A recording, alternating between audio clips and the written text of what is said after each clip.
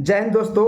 आज जो बात करने जा रहे हैं दोस्तों, शिव गोपाल मिश्रा का वीडियो काफ़ी वायरल हो रहा है और इसलिए वायरल हो रहा है कि अपनी जिम्मेदारी को वो समझ नहीं पा रहे हैं और बोल रहे हैं जिनको यूपीएस लेना यूपीएस ले ले, जिनको एनपीएस लेना है एनपीएस ले ले। और हमने एश्योर पेंशन की गारंटी बोली थी और हमने एश्योर पेंशन लाकर दे दिया। जी हाँ दोस्तों, सबसे बड़ी बात, बोलने का हक किसे होता है। जहाँ दोस्तों इसे समझने की ज़रूरत है और मानव जीवन में खास करके कि वही लोग बोल सकते हैं जो वो कर्म पहले किए हों। आपने पहले ओपीएस ले रखा है, शिव गोपाल मिश्रा को पुरानी पेंशन मिलती है, तो किस मुंह से बोलते हैं कि यूपीएस ले लो एनपीएस ले लो। सबसे बड़ा बात तो यहाँ पर है। और उन्होंने बोला कि हमने वादा किया था कि एश्योर पेंशन का, तो हमने एश्योर पेंशन ला के दे दिया। और जिन्होंने पुरानी पेंशन की वादा किया उनसे पुरानी पेंशन मांगी, यानी कि विजय कुमार बंधु और कई सारे नेता हैं जिन्होंने ओपीएस के लिए डिमांड रखी है, उनके ऊपर शिव गोपाल मिश्रा कटाक्ष कर रहे हैं। ये कटाक्ष करने का भी हक शिव गोपाल मिश्रा जी आपको नहीं है, क्योंकि आप खुद ओपीएस ले रहे हैं और ज्ञान यूपीएस का दे रहे हैं। सबसे बड़ा जो गड्ढा है, सबसे बड़ा जो बात है वो यही है कि आप खुद पहले ओपीएस छोड़ दीजिए। आप तो बहुत दिन से जेसीएम के अध्यक्ष हैं।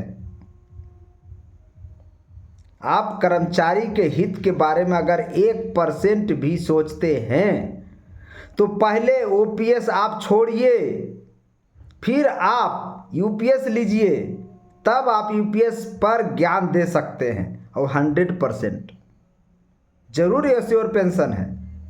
पूरा दुनिया मान रही है कि इसमें एश्योर पेंशन लाया गया।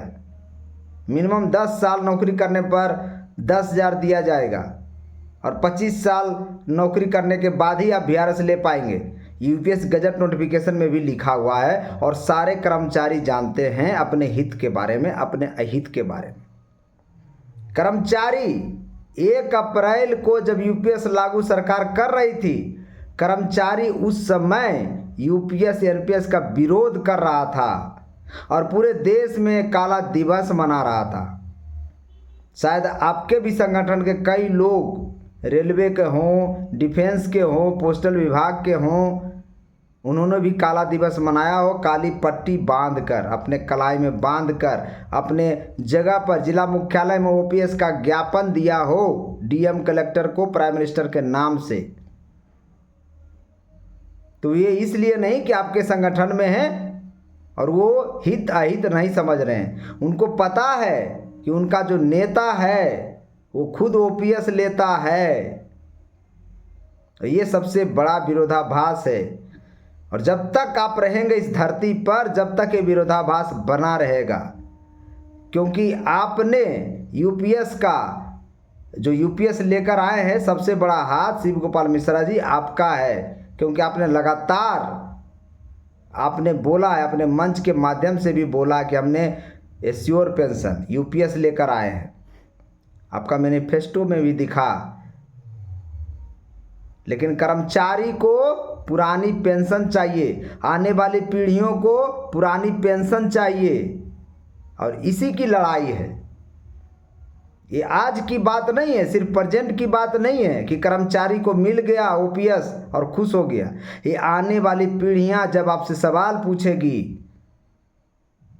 कि आप तब क्या कर रहे थे जब लोग ओपीएस के लिए लड़ाई लड़ रहे थे, आप कहाँ थे उस समय, आपके पास कोई जवाब नहीं होगा। निरुत्तर हो जाएंगे, शर्म के मारे आपका माथा झुक जाएगा अगर आप जीवित रहे तो।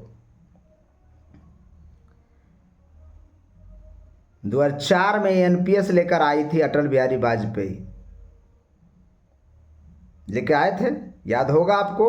और खुद ओपीएस लेते थे अटल बिहारी वाजपेयी और पेंशन लेकर दिवंगत हुए और देश में एनपीएस का ऐसा शिगुफा छोड़ गए जो आज तक कर्मचारी उसे उबर नहीं पाया। और अब मोदी जी 2024 में यूपीएस लेकर आए और लागू हो रहा है 1 अप्रैल 2025 से। 3 महीने का समय भी दिया गया। बहुत सारे कर्मचारी होंगे जो यूपीएस चूज करेंगे, क्योंकि उनको पेंशन काफ़ी कम बन रहा है एनपीएस में, क्योंकि उनका जो कॉर्पस है काफ़ी कम जमा हुआ है। लेकिन लंबा समय से जो नौकरी करेंगे, 25 साल 30 साल 40 साल नौकरी करेंगे, उनके लिए एनपीएस अभी भी अच्छा है, अभी भी ठीक है। लेकिन हाँ, जो लोग एनपीएस से रिटायर हो चुके हैं, 2-4 साल जिनका रिटायर हो चुका या रिटायर होने वाले हैं 1-2 महीने 3 महीने में, उनके लिए यूपीएस थोड़ा अच्छा हो सकता है, क्योंकि एनपीएस में उनका कॉर्पस कम जमा हुआ और इसीलिए उनका पेंशन 500 महीना, 600 महीना, 2500 महीना, 1500 महीना बनता है। लेकिन एक चीज़ बता देते हैं कि जितना ज़्यादा कॉर्पस होगा, बाजार बेस एनपीएस जरूर है, लेकिन आने वाला समय में अच्छा रिटर्न मिलेगा, इस बात की गारंटी है।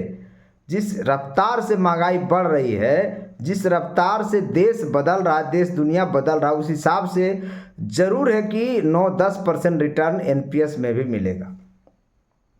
ऐसा नहीं हो सकता कि पूरा का पूरा मार्केट धड़ाम से जीरो हो जाए, ऐसा नहीं हो सकता। हाँ, ये बात अलग है, बाजार बेस है। यूपीएस में सरकार एश्योर पेंशन कर रही है, लेकिन यूपीएस में कुछ कमी है। अगर सरकार उसे सुधार दे तो आज भी सारे के सारे देश के सारे कर्मचारी यूपीएस ले सकते हैं। एक तो 10% कंट्रीब्यूशन का मामला जो पहले से हम आपको बता रहे हैं, वो सरकार वापस कर दे।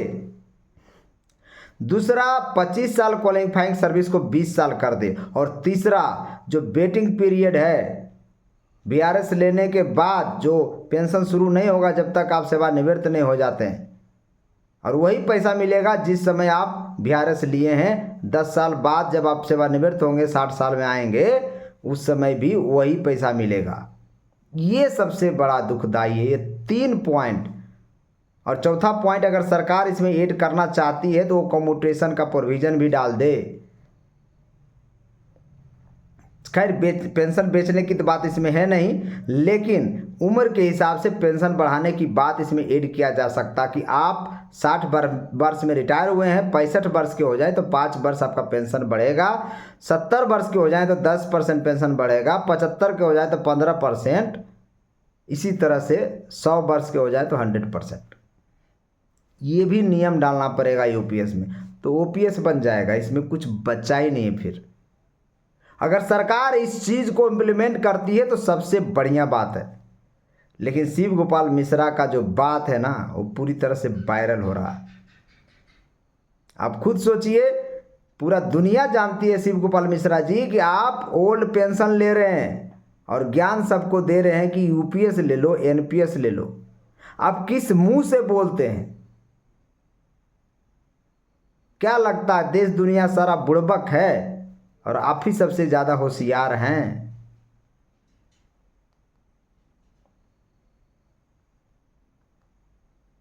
तो इस चीज़ को समझने की ज़रूरत है।